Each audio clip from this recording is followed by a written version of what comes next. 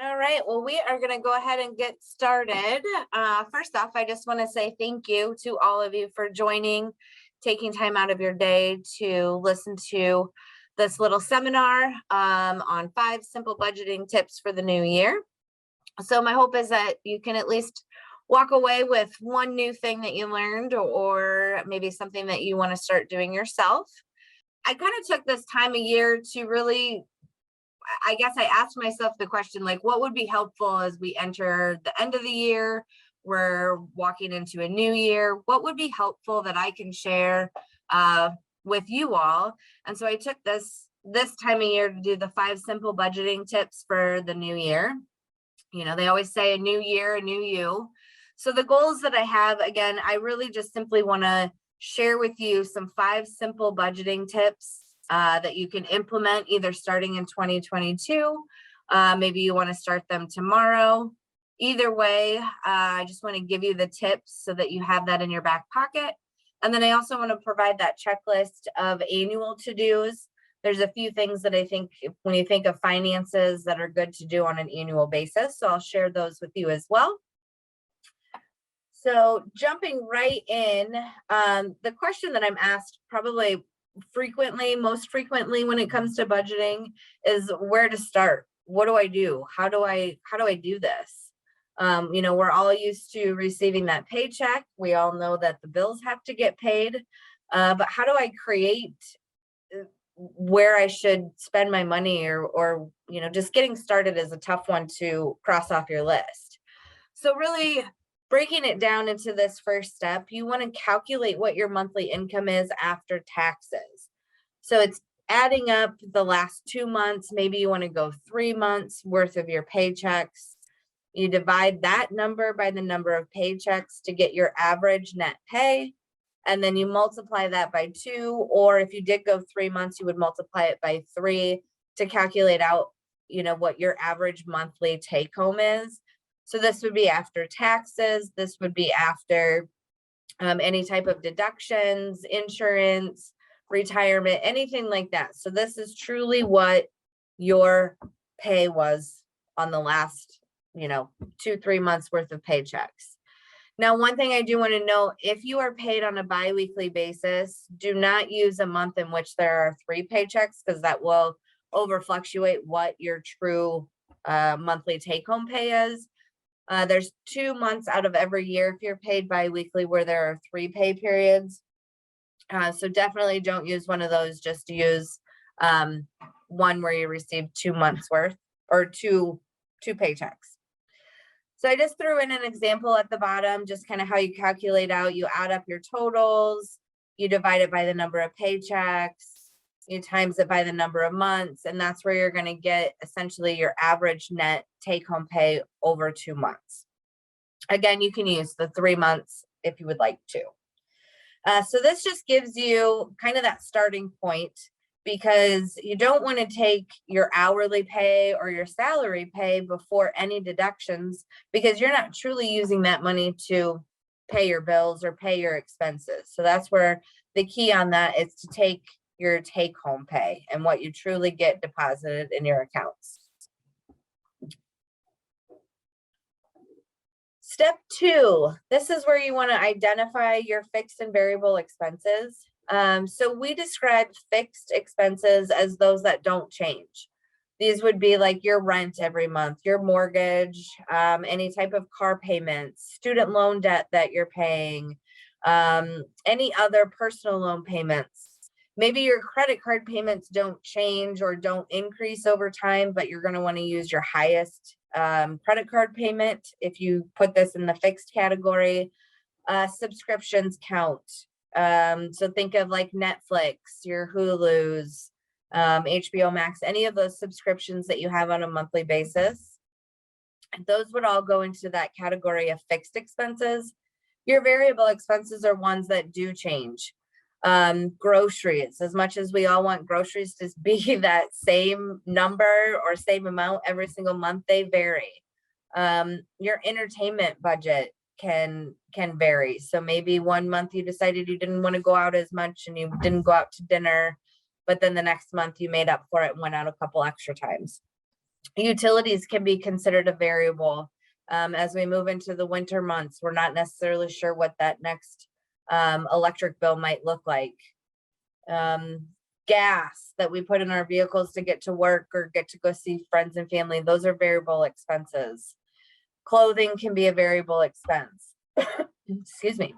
So what you'll really want to do is categorize out or differentiate out these fixed and variable expenses. And that's where you can start to build your budget. You want to review your prior 30, 60, 90 days worth of your bank statements to categorize those expenses. So you can print out those statements and maybe you take a color highlighter and you go through it. Either way, using your statements to help create your budget is good because you've already spent that money. And then over 30, 60, 90 days, you can create that budget and what your average is that you're spending. Step 3, I really like step 3 because this is where you get to set your goals. So maybe you have a savings goal, or maybe you have debt that you want to pay off, and that's going to become your financial goal for that year. When you look at creating these goals, let's look at the debt. So when you start by paying debt, I would always consider the snowball method. This is where you start with the smallest balance that you owe, and then you work your way up to the largest. This helps you put it into what I call like real-time perspective. So maybe you have a credit card that has $1,000 balance and a couple other credit cards that have $3,000 balances and so on. Start with that smallest one because it's going to take you less time to hit and pay off that balance than it is if you're shooting for the $6,000 balance. That gives you being able to mark off that accomplishment. You did it. You're able to see it. It's proof. Those give you that sense of accomplishment and feel good to keep you going with those debt payoff goals.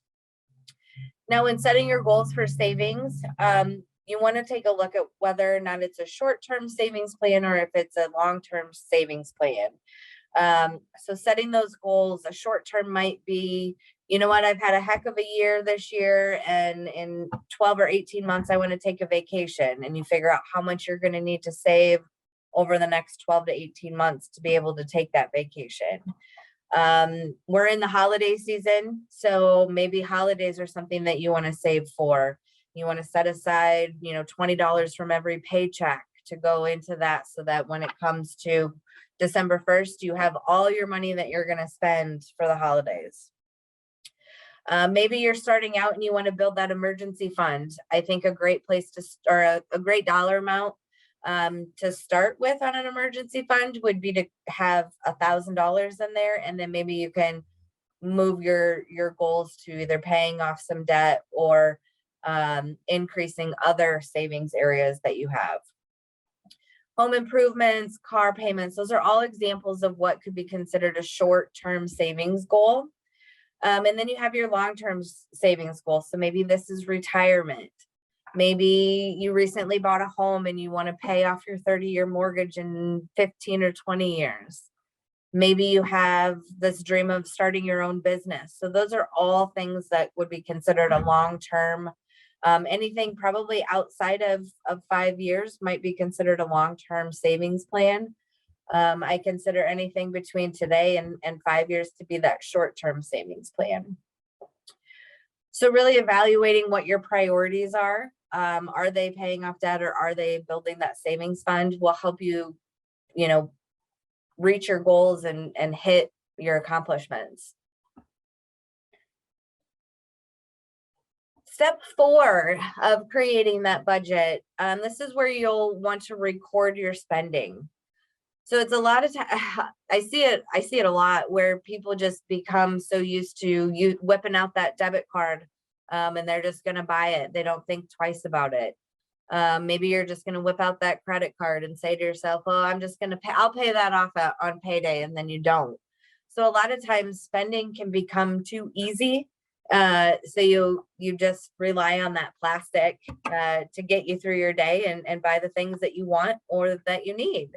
So a lot of times this can turn into that revolving debt cycle. where it just feels like you've got multiple credit cards and maybe you're making high monthly minimum payments, but you're not really paying down any of the balances. This can really start to rule your finances and ultimately rule where all your money is going. So by building this budget, you're going to be able to track where your money is going, and you just become more self-aware of what your spending habits are. You might think twice about whether or not you really truly need to make that purchase. You ask yourself that question: is it a want or is it a need? And if you're more aware of where your money goes, the want might actually not be today. It might be later down the road. So while you're in this phase, a few of the things to consider would be, ditch the cash. If you use your debit card, I know I was just kind of talking about just whipping out the plastic and paying for it. But if you're truly going to record your spending, using your debit card will actually help you see it on paper. You'll see it and feel it come out of your checking account. So those things will help you monitor where your funds are going. And then either as you print off a paper statement, or maybe you look at a mobile app and you can see, you have that ability to know, okay, $12.50 went to pay for my lunch today at Hy-Vee. Okay, I'm going to put that in my dining out category. So it just allows to put your spending on paper or accessible in your hands. The other thing to consider here is to really check yourself. So make a point to analyze that spending every week, whether you're keeping your receipts, and then every week, maybe on a Saturday or Sunday over the weekend, you're actually documenting all those receipts. So you have a bundle of receipts, you write down every category and every amount that you spent during that week. It's going to just make you more aware of where funds are going when you put pen to paper. And then it could also encourage you to pause before making that purchase. Just think twice. And then there's the old school way to track it, or there's the new school way to track it. Old school, like I said, pen to paper. You can write it down just on a regular notebook. Maybe you like the budgeting templates. So you can have all your categories pre-created for you, and then you can write things down pen to paper. You have it documented. The new school way, you can use an app. There's multiple apps that I can think of offhand that might help you track your spending. Maybe you can go out to your financial institution too and see if they have some sort of money, whether it's budgeting or monitoring or tracking, some sort of an app that can help you do that as well. You can use Excel spreadsheets. I think if you just Google financial budgeting spreadsheet, you might be able to find a few different options. But definitely trying to find out what works for you, because budgeting is so individualistic that not one way is going to work for every single person. But here's where you can track it, record it, make it real, and that will help you ultimately hit your goals as well. Step 5. Okay, so this is where you will track your progress. You can review what you've done and what you've learned. And then also this word revise. I think this is a huge piece to budgeting, because every day can change, every month can change. Life has a funny way of just not making every day the same. So there might be milestones that you hit. Maybe other major changes occur. Financial strains can happen. This is where you'll want to revise your budget over time. But looking back, creating that budget from the get-go is a huge accomplishment. So I think you definitely need to celebrate your successes. Maybe you create a little incentive for you to do this. So once you went through maybe 90 days of budgeting on your own and you hit, 9 out of 10 categories were on budget, go, treat yourself to something. Maybe it's a coffee that you purchase at Starbucks or something, but develop whatever it is that's going to mean something to you to really celebrate it. And then again, that review and revise piece of this step. again, it can, your life can change, different things occur, and your budget is not 100% set in stone once you create it, and should always be looked at and reviewed. I do recommend, as you start out, creating your own, maybe it's creating your first budget or creating your first budget in a long time. Look at it every quarter. See how you're doing. What's your budget category amount?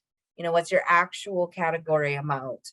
Do you need to tweak things here or there? Maybe you have different goals. After you've done that for a little bit, I definitely think annually is okay to review your budget, and especially annually as you enter different life stages. So maybe you want to create a budget today for the next 5 years, and then year 6 you want to retire. So recreating a new budget before you retire can help set the stage for being financially successful while you're in retirement. And then definitely, again, just celebrate those successes and then tailor what you want to accomplish and fit that in with your budget. So if you have a new goal that comes up today, see if it fits within your budget or how you can make it work. Your budget is definitely fluid and can change. Okay, so I talked a little bit about those budgeting templates. I included an example of this. This is one that we actually have here at MECO. I think it's on our website, but I also have it saved. But this really breaks down how the categories are divided out. So at first you've got, in the first column, you've got housing expenses. This could be first mortgage, your rent payment. Maybe you've got a second mortgage or a home equity. Maybe you live in an association. Those different types of housing expenses would be categorized into this one subset. It also breaks it down into utilities. So you can and here's the other thing too, is you can tweak this to tailor what your finances look like. So like for me, if I look under utilities, well, I don't have cable. I have, 2 or 3 different streaming services. So I would replace cable or satellite TV with Netflix, YouTube TV, that type of thing. So you can tailor it to what works with you. But this is just a great starting point to really help you put the amount that you spend on these different expenses to paper. And you'll want to add in your total for each category. And that is where at the very bottom of it, you have a summary. So you have your total income there in the top right. You have your expenses on the left-hand side, all the way at the bottom. And then you can kind of do that math there in the right hand column at the bottom is a summary of things. So your total monthly income, the total amount of your expenses, you add in any of your debt payments that you have, and then you come out with either your monthly surplus or your monthly shortfall. Now, I will note, if you're in the red here, you're definitely going to want to try to change the amount of your categories or your budget for certain categories. That monthly shortfall just means that you're running a little bit shy or spending a little bit too much money in a certain category. And also I want to let you know that I do have a copy of this. I also have a little bit more in-depth Excel spreadsheet that allows you to track your spending every day, on like a computer or your tablet.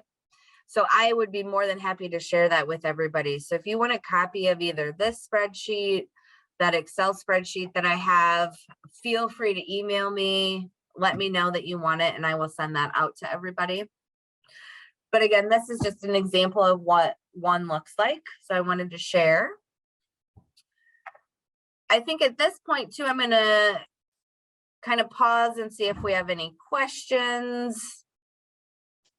I do. The first one, Regan, is how often should you, or do you at least recommend people reevaluate their budget that they're doing? Yeah, that's a good question. I get that here a lot too. I think to start, once you're really putting a budget into place, I think reviewing it monthly is great, just to see where you're falling. But then also do kind of like a 90-day review every quarter, and just making sure that things are going where they need to go. Maybe you have a savings plan and you have a couple different savings accounts designated for certain things, making sure that those are going where you want them to go, or maybe you need to change things up. After you kind of get in the routine of your budget and it's working and no major life changes have happened and nothing has changed to your income or your expenses, I think reviewing that on an annual basis would be more than sufficient. But then definitely anytime you've either entered a new life stage. So if you got married, I think reviewing a budget, before you get married or right after you get married, just to kind of get everybody on the same page is a great idea. Before retirement is a great idea. So some of those major milestones, but then also I want to, if there's a loss of an income, maybe somebody lost their job, maybe somebody's been off work for an extended period of time. Those are all also great times to review your budget. Good question. Perfect. I've got another one here. Why not pay off debt with the highest interest rate first before paying off smaller debts that have a lower interest rate? I struggle with this question a lot, actually, internally. It is something that I do see the benefit in paying off the highest interest. What I've seen more times than not, and I think just over the last 15 years, I see the snowball method working more often than not working, because you have those, I call them little accomplishments, but they're big accomplishments. So if you truly want to get out of debt, you can see more movement with the debt going from, $10 or $1,000 down to zero. You can see that and hit it much faster than shooting for the stars. Maybe your 15% credit card has a $6,000 balance, but your 5% credit card has $1,000 balance. It's going to take you longer to pay off the larger one than the smaller one. So it's more about hitting milestones with the snowball method and doing it to keep you on track. Fabulous. That's all I have for right now. Okay, thank you, Becky. Okay, so again, kind of moving into the different type of options. Not every single budgeting option is going to be the same or work for the same for everybody. So what works for me might not work for you, and so on and so forth. So I want to give you a few different options that are out there. I've seen different types of people use each one, and I myself have used probably each one actually. But the first one that I wanted to talk a little bit about was the envelope method. So this one is where you truly spend all your income that you receive every month with cash. So it's like ditch the card, don't use it at all. So you have if you think back to that budgeting worksheet, you have your housing expenses. So you set aside a certain number of dollars to pay for all your housing expenses. Once that envelope is gone, it's gone. So you don't get to take what's left over and put it into another envelope or spend it freely however you want. It's going to take that right individual that's going to be able to hold themselves to the fire and not do that. So you don't want to be kind of taken from, stealing from Peter to pay Paul and taking money from different envelopes to do it. So it's going to help you create that budget. Once it's gone, you set it aside, and then you have your other expenses that you need to pay. So again, it takes a very dedicated person to stick with this one, but I have seen this one work. The second one that I wanted to share is that 50-30-20 rule. And I use rule with, it's a great rule of thumb. So it divides out your expenses into percentages. So you have your essentials. These are the things that you are going to need to live, have a roof over your head. Maybe it's to get to work, your payments, those type of things. So you've got rent, mortgage, your utilities, your debt payments, any other monthly bills that you might have, such as gas, electric, maybe it's your gas to put in your car, and then your groceries. That would be 50% of what your income is, your take-home income should be set aside to go towards those essentials. Then 30% of your income can go towards what we call personal expenses. So these might be more of your wants versus your needs. I think of essentials as your needs, and your other entertainment, eating out. Maybe you want to go splurge a little bit and buy something, a new pair of pants, but you don't need them. Those type of things are what we call your personal expenses, or should make up no more than 30% of your income. And then savings is that 20%. So this can be divvied out into multiple different savings accounts. Maybe you're shooting to have that emergency fund. Maybe you're shooting to have a separate retirement savings account. Maybe you have a vacation goal. Some of that rainy day fund, just meaning that you can go out and have a good time and you've got money set aside for it. So that's the 50, 30, 20.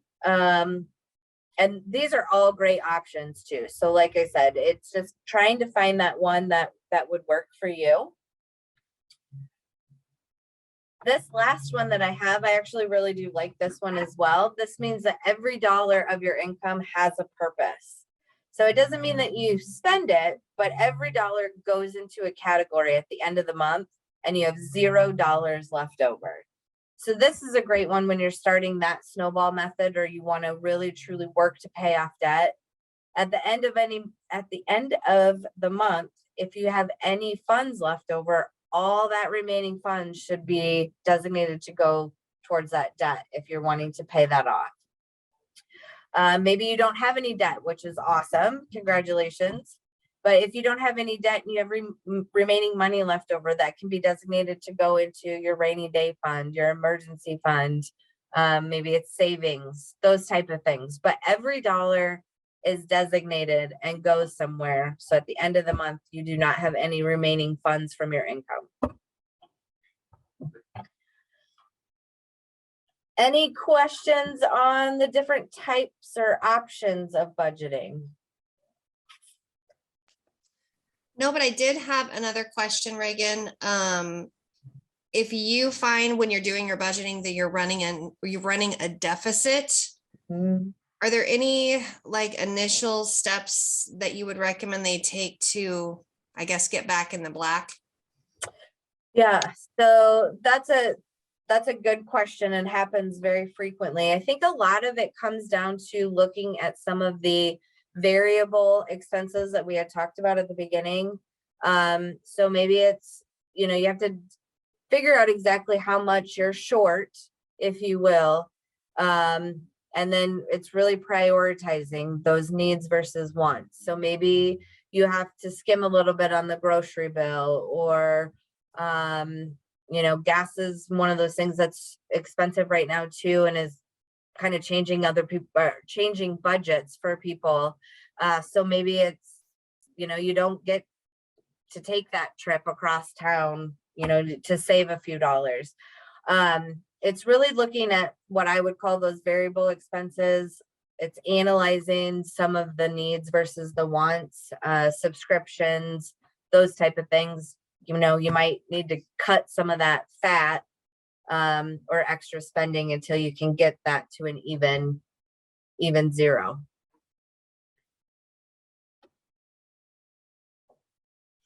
Perfect. That's all I have for now. Okay, thank you.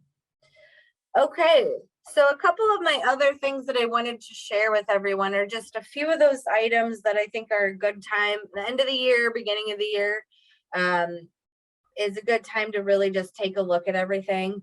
So your financial review, meet with your financial institution, somebody that you trust there, and go over finances. So maybe you can talk to them about the goals that you have. If you want to create a budget, they will be more than happy to help you create that budget. They want to see you successful just like you want to see yourself successful. So really just kind of going over reviews, where's your money going, budgeting, maybe it's taking a look at, debt consolidation. They can do some of that and see if they can lower interest rates. All those things. It's a good time to just kind of sit down, go through what you have, what you owe, and what you want to do. The other thing to do would be to go through your credit report review. I always recommend, if you haven't done this already, if you go out to annualcreditreport.com, you have the ability to pull one of the 3 credit bureaus every single, every 4 months. So you can pull it once a year, all 3 credit bureaus. So when you first start out, you pull one every 4 months. And then from there on, you pull it on an annual basis from all 3. So that will give you a starting point. And really what you're looking for is just to make sure that they're reporting everything accurately. You want to make sure that payments are reported on time, that the accounts that are listed and reporting are true, in fact, accounts that you have. So annual credit report is a great place to start. I believe all 3 bureaus have their own apps that you can install on your phones and tablets and whatnot, and pull them that way. Annual credit report just has them all in one site. And then Credit Karma also provides 2 of the 3 credit bureaus. TransUnion and Equifax are both on Credit Karma. They offer the same report that annual credit report does, but it's through an app. I think they also have a desktop website as well. One thing to note is that Credit Karma does list a credit score. That credit score on average is about 30 or 40 points higher or lower. No rhyme or reason on that one. But it's not 100% accurate. So it can give you a rough idea of what your credit score is, but I just want to always disclose that it's not 100% accurate when that score is written, or I guess shown at the top of the screen.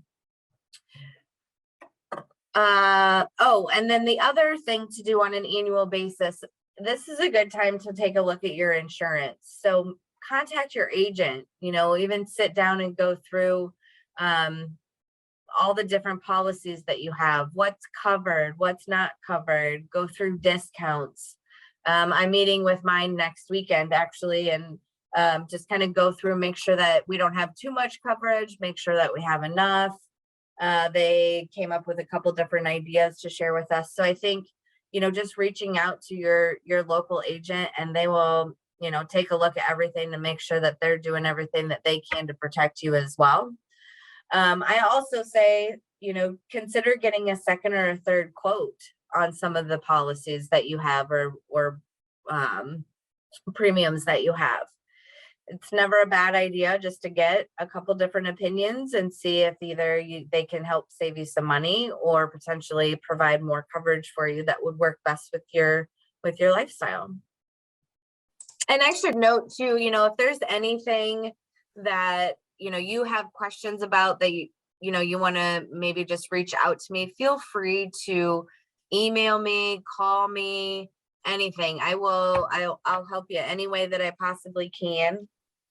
And if you want any of those spreadsheets, budgeting worksheets, anything like that, also let me know. I'm more than happy to share those with you.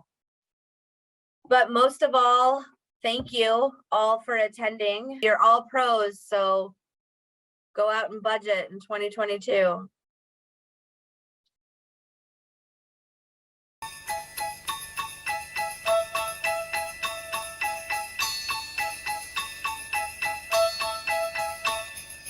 Dashing through the snow in a one-horse open sleigh, o'er the